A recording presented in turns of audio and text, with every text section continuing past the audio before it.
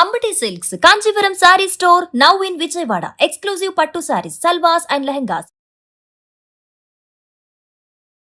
నమస్తే రమగారు. నమస్తే జయ. రమగారు, తెనాలి రామకృష్ణ కథలు చాలా రోజులు అవుతుంది, ఒకటి ఏమైనా చెప్పుకుందామా? రెండు చిన్న కథల్ని ఒక ఎపిసోడ్ గా చెప్దామా మరి? ఎందుకంటే తెనాలి రామకృష్ణ పెద్ద పెద్ద కథలు రావు, ఓకే ఓకే, చిట్టి కథలు ఉంటాయి, అలానే బాగుంటాయి, సరదాగా పిల్లలకి వినిపించడానికి బాగుంటాయి కదా. వేరే ఇంకేం చెప్పద్దు, ఓన్లీ స్టోరీయే చెప్దాం. అట్లనే. ఇక్కడ విజయనగర సామ్రాజ్యంలో రకరకాల, ఏ సామ్రాజ్యంలోనే ఏవో ఈతి బాధలు ఇబ్బందులు వస్తాయి కదా. ఈ ఈతి బాధలు ఏవో దొంగతనాలు బాగా జరుగుతూ ఉండేవట. కొంచెం సమ్మర్లో ఎండాకాలము అందరూ బయట చల్లగా ఉంటుందని బయట పడుకుంటారు, లేదా మేడల మిద్దెల మీద పడుకుంటారు. ఇళ్లలో దొంగతనాలు ఇలా బాగా కనపడుతున్నాయి. అవును, దొంగతనాలని ఇక రాజుగారు ఏం చేశారు, రాయల వారు గస్తీలు పెంచారు, ప్రజలు బాధపడుతున్నారని. అయినా ఏదో చిన్నదో పన్నదో దొంగతనాలు జరిగిపోతూనే ఉండేవి. అయితే తెనాలి రామకృష్ణుడు ఒకరోజు ఆయన దీని నుంచి సభ నుంచి తిరిగి వస్తుంటే ఆయనకి ఒక చెట్ల పక్కన తేళ్లు కొన్ని పాకుతూ కనపడ్డాయి. ఆయనకు ఒక ఆలోచన వచ్చి ఏం చేశాక, ఆయన మంచినీళ్ళు అది ఇట్లా చెంబు పుచ్చుకెళ్తారు. ఆ చెంబునే ఆ మరచెంబు అనమాట, మంచినీళ్ళు పట్టుకెళ్ళి మనం బాటిల్స్ పట్టుకెళ్తాం కదా, ఆ మరచెంబులోకి ఓ తేలుని ఎక్కించుకున్నారు రోడ్డు మీద నుంచి. అదేముంది, అది మన ఏదైనా అడ్డం పెడితే అందులోకి వచ్చేసి వెళ్ళిపోతుంది. అవును, అంతే కదా. అట్టపెట్టెల్లో వాటిలో చిన్నప్పుడు మేము అలాగే పెట్టుకునేవాళ్ళు. తేళ్ళు కాళ్ళజేర్లు గొప్ప సరదాగా ఉండేది, దాచుకునే వాళ్ళ. దాన్ని వచ్చి అప్పుడు గాజు సీసాలు ఉండేవి, ప్లాస్టిక్ డబ్బాలు లేవు మా చిన్నప్పుడు, చాలా తక్కువ. హార్లిక్స్, తర్వాత ఏమో బూస్ట్ అలాంటివి ఏమైనా కొంటే ఓవల్టీను, ఇంకోటి ఏదో కొనేవాళ్ళం. ప్రోటీన్ ఎక్స్ ఉండేవి మా నాన్నగారి కోసం, ప్రోటీన్ ఎక్స్ బాటిల్, అంతంత బాటిల్స్, గాజు బాటిల్. దాన్ని అలాగా అందులోకి ఎక్కించి మూత పెడితే అది అటు ఇటు అటు ఇటు కొంచెం గాలి వచ్చేలాగా చేయటం, అది పైకి వస్తుంటే చిటుకని మూత మూసేయటం. గొప్ప సరదాగా ఉండేది. చేసేవాళ్ళం కోతి పనులు. చీమల్ని కూడా, చీమలకి గండు చీమల్ని ఎక్కించుకోవడం ఉంటాయి కదా, నల్లవి పెద్ద చీమలు. మేము తేళ్లు, పల్లెటూరుగా మాకేం భయాలు పెద్దగా ఏం లేవు, తేళ్లు కూడా చేసేవాళ్ళు. అంటే మేమే అంత కాదు కానీ ఎవరైనా చేస్తే దాని గొప్ప సరదా అనమాట. అయితే ఈయన ఏం చేశాడు, ఆ తేలుని తెచ్చుకున్నాడు, తీసుకొచ్చిన తర్వాత ఏం చేశాడు, చిన్న అగ్గిపెట్టె లాంటిది, అప్పటికి ఇంకా అగ్గిపెట్టెలు రాలా. ఓకే, కథల్లో అగ్గిపెట్టెలను రాస్తున్నారు కానీ అగ్గిపెట్టె కాదు, మనకి భరిణెలు లాంటివి ఉంటాయి కదా, చిన్నది, మన ఏమంటారు ఏమైనా పెట్టుకునేందుకు వాటికి. ఒక భరిణిలో వేసాడు, వేసి మూత పెట్టి దాన్ని గూట్లో పెట్టాడు. మామూలుగా దీపాలకి ఇప్పుడు మనకి ర్యాకులు అవి వచ్చినాయి, కానీ ఇదివరకు ఏముండేవి, గూళ్ళు ఉండేవి, గోడల్లోనే గూడల్లే కట్టేవాళ్ళు, సామాన్లు పెట్టుకునేవాళ్ళు. గూడు ఒకటి ఉండేది, దేవుడి గూడు, దీపం గూళ్ళు, దీపాలు పెట్టుకోవడానికి గూళ్ళు. ఆ దీపాల గూళ్ళన్నీ పైనంతా పొగచూరిపోయి ఉండేవి. పాతకాలపు ఇళ్ళు ఇప్పుడు కొంచెం తక్కువే చూస్తున్నాం, కనపడతాయి వాటిలలో. అయితే ఈ గూట్లో పెట్టాడు. పెట్టిన తర్వాత సరే 4-5 రోజులు అట్లాగే గడిచిపోయింది. పాపం దానికి ఆహారం లేదు, అలాగే బతుకుతూ ఉంది. అది ఎప్పుడు మూత ఇస్తారని చూస్తూ ఉంటుంది పాపం. 4 రోజుల తర్వాత ఏమైంది, వీళ్ళింట్లో ఒక దొంగ ప్రవేశించేసరికి వీళ్ళు రాత్రి పడుకున్నారు. కొంచెం గాలి కోసమని వరండా వైపుకు పడుకున్నారు. ఏదో సప్పుడైంది, వారింది, ఏమండి దొంగ వచ్చాడండి అనేసరికల్లా, ఏమేవ్ మా పెద్దన్నయ్య రింగు చేయించి ఇచ్చాడు, ఉంగరం జాగ్రత్తగా పెట్టేవా అన్నాడు. మీరు నాకెక్కడిచ్చారు అంది ఆవిడ వెంటనే. అదేనే దీపం గూడు లేదు, అందులో భరణిలో పెట్టాను, తీసి లోపల పెట్టావా అంటే, దీపం గూడు జోలేకి ఎవడొస్తాడండి, దొంగ వస్తే మాత్రం వాడు భోషాణాలు అవి వెతుకుతాడు, మన భోషాణాల్లో ఏముంది, మన బొంద, దీపం గూడు జోడికి ఎవడు వెళ్ళడు, కాబట్టి అక్కడ ఉంటుందిలేండి పర్వాలేదని. దొంగ అనుకున్నాడు, అమ్మా భోషాణాలు వెతికేవాడిని, అనవసరంగా టైం వేస్ట్, ఏవో దొరికినవి తీసుకోవాలి. బంగారు పొంగరం వీళ్ళ పెద్దన్నయ్య చేయించింది ఇక్కడ ఉంది, దీపపు గూడు కనపడింది కదా, అన్ని గదుల్లోనూ దీపపు గూడునే. ఒక్కో గూడు వెతుక్కుంటూ వచ్చాడు, దేంట్లోనూ కనపడలా. అయితే ఏమైంది, ఒక వస్తువు తీయాలి కదా, ఈ దీపం గూడు దగ్గరకు వచ్చాడు. భరిణ అలాగా ముత్తటి భరిణ తగిలింది, ఉంగరాలు పెట్టే భరిణ అంతది. అదేంటి తీయంగానే రెడీగా ఉంది తేలు, టకీమని. ఆ తేలు ఏమిటి, ఇట్లా ముట్టుకుంటే చాలు దానికి మనం ఏం చేయాలి, ఆ కొండ ఇట్లా ఇట్లా ఇట్లా కొడుతుంది, కెవ్వమన్నాడు. ఈయన ఎవరే అరిచారు పిల్లడా అని అడుగుతున్నాడు. ఎవరు గట్టిగా మూసుకున్నాడు. చూస్తే ఏముంది, దీపం దగ్గరికి వెళ్తే తేలు కుట్టింది కనిపిస్తుంది. ఆ తేలు ఏటో జరజరా పాకేసింది. వాళ్ళకేం భయమేం లేదు, మళ్ళీ కనపడితే కొట్టేసుకుంటారు. అక్కడి నుంచి ఇంకేం చేయాలో తెలియదు, ఏడుపు వచ్చేస్తుంది, భయం వేసేస్తోంది. పైగా రాత్రిపూట, మొదట అది తేలో పామో ఇంకోటో తెలీదు, తెలిసింది తర్వాత అది తేలని. నోరు గట్టిగా మూసుకుని 2 అడుగులు వేసాడు మెల్లిగా బయటకు వెళ్ళడానికి. రామలింగడు లేచి కూర్చున్నాడు. కనపడితే ఏముంది, కవి గారు కేకలు పెట్టాడంటే గస్తీ తిరుగుతున్న రాజభట్లు ఎవరో ఒకళ్ళు పరిగెత్తుకొచ్చేస్తారు. నోరు గట్టిగా మూసుకున్నాడు. మూలుగొస్తుంది, మూలుగు రాకుండా నోరు మూసుకుని నడుస్తుంటే పాపం పెద్దన్నయ్యకి ఉంగరం టైట్ అయినట్టుంది, బిర్రుగా అయింది పాపం, అందుకేనే మనకి ఇచ్చాడు అన్నాడు. వాళ్ళ ఆవిడికి నవ్వొచ్చింది, ఆవిడ కిసుక్కుమని నవ్వింది. వీడికి అర్థమైపోయింది ఈయన కావాలని ఆ తేలుని తెచ్చి అక్కడ పెట్టాడు, చచ్చిన వీళ్ళింటికి రాకూడదు, ఇంకోసారి ఫ్రెండ్స్ అందరికీ చెప్పాలనుకున్నాడు అనమాట. నోరు గట్టిగా మూసుకుని బయటికి వెళ్ళాడు. ఈ లోపల గస్తీ తిరుగుతున్న వాళ్ళు ఎవరో బయటికి వెళ్ళేదాకా భయం వేసింది వీడికి. బయటికి వెళ్ళేసరికల్లా ఒక ఒళ్ళు మర్చిపోతారు, చేయి విదిలించుకుంటూ నడుస్తున్నాడు.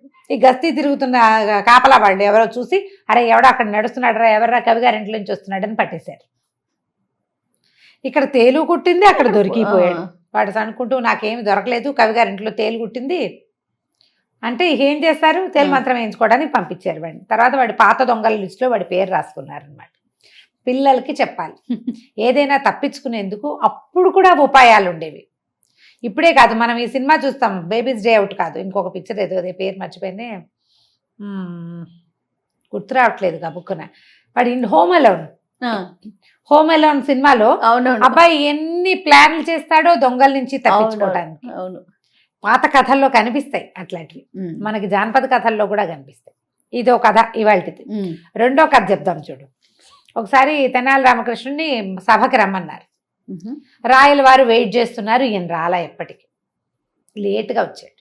వచ్చేసరికల్లా ఆయన రాయల వారు అడిగారు, ఇంత ఆలస్యంగా వచ్చావేమిటి రామకృష్ణ, పొద్దున 10 నుంచి నీకోసం చూస్తున్నాం, ఇంత ఆలస్యంగా వచ్చావంటే, మా చంటివాడు ఈ చిన్న అబ్బాయి చాలా గొడవ మహాప్రభు, వాడిని వదిలించుకొచ్చేసరికి ఈ సమయం పట్టింది, వాడు చాలా మారం చేశాడు ఇవాళ, మా ఆవిడ వాడిని హ్యాండిల్ చేయలేకపోయింది, నేనే హ్యాండిల్ చేయవలసి వచ్చింది, అంచేత ఇంత సమయం పట్టిందంటే ఆయన అన్నాడు, ఇంతకంటే సాకేం దొరకలేదా, పిల్లల్ని హ్యాండిల్ చేయడం కష్టమా ఏమిటి, పిల్లడు నేను సభకెళ్ళి వస్తాను అని చెప్పవు, పిల్లడికి ఏదైనా ఒకటి కావాల్సింది కొనిపెట్టడమో ఏదైనా ఒక వస్తువు చేతులు పెడితే వాడే ఊరుకుంటాడు, నీకు అది కూడా రాదా అన్నాడు ఆయన.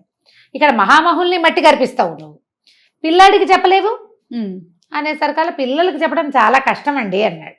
నేను నమ్మను రామకృష్ణ, నువ్వు ఏదో ఒక ఆలస్యం చేసి పిల్లవాడికి సాకు చెప్తున్నావు, పిల్లల సాకు చెప్పకూడదు, పిల్లలే ఉంది మనం ఏది చెప్తే అది వింటారు, ఏదైనా ఆశ చూపించి ఒక తాయిలం ఇస్తే వినేస్తారు పిల్లలు అనేసరికల్లా అంత సులువు కాదు మహాప్రభు అన్నాడు.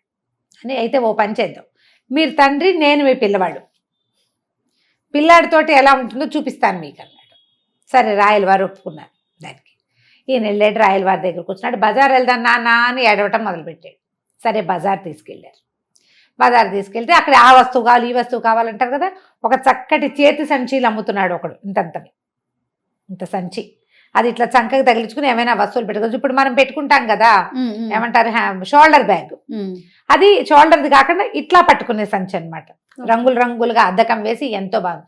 ఆ సంచి కావాలంటే ఏముంది, పిల్లాడు అడిగింది కొనిపెడితే వాడు మారం మానేస్తాడు, చేయి పుచ్చుకుంటాడు కాసేపు, చెయ్యి వదిలేస్తాడు కాసేపు, రోడ్డు మీదకి వెళ్ళిపోతాడు కాసేపు. పిల్లలు అట్లా చెయ్యరు, ఎంతసేపు కసురుకుంటూ కేకలేసుకుంటూ పిలుచుకుంటూ జాగ్రత్త చెప్తూ ఉండాలి. రాజుగారికి అర్థం కావట్లేదు, మరీ ఎక్కువ చేస్తున్నాడు రామకృష్ణుడు అనిపించింది. సంచి కొనిపెట్టారు. కాసేపు మారమ్మ అని పక్కన నడవడం మొదలుపెట్టాడు. ఇంతలో ఏమైంది, రోడ్డు మీద ఒక ఏనుగు వస్తుంది.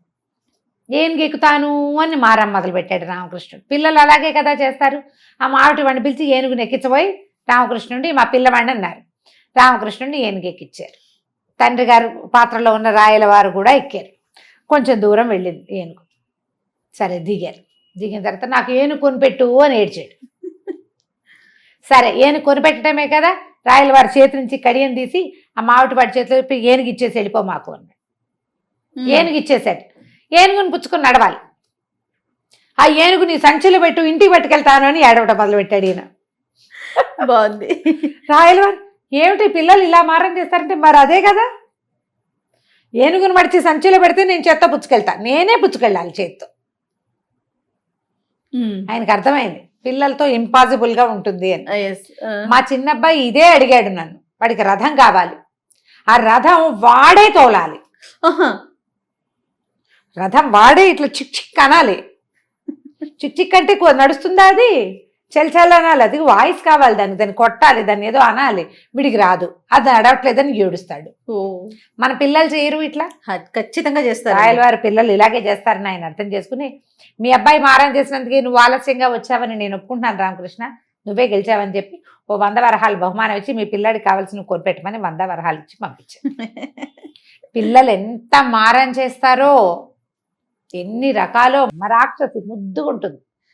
ఇప్పుడు కొంచెం ఏడుపులు తగ్గినాయి, కాస్త పెద్దదైంది.